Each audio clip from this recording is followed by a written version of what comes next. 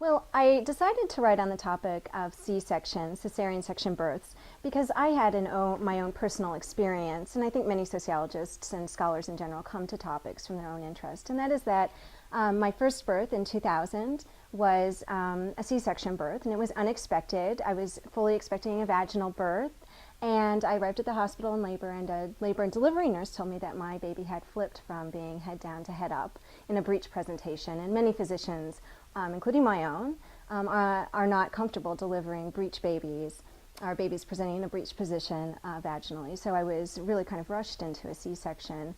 I was disappointed with that. So that when I became pregnant a few years later with my daughter in 2002, I decided to pursue what's called a vaginal birth after cesarean section, commonly referred to as a VBAC.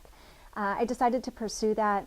I was a little surprised when I read common pregnancy books that we all see, not talking a lot about VBACs and not giving a lot of really good information about VBACs.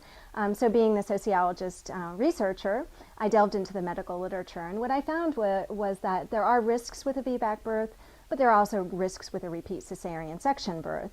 And for me, the VBAC seemed like a better option for me. And so then I was really surprised to find difficulty finding a provider who agreed with that option, and also a hospital that would allow me to do that. So that all piqued my interest in why it is that the C-section rate in the United States is very high. In 2011, it was 32.8%, so about a third of women have a C-section birth. And the interest came from the VBAC question for me.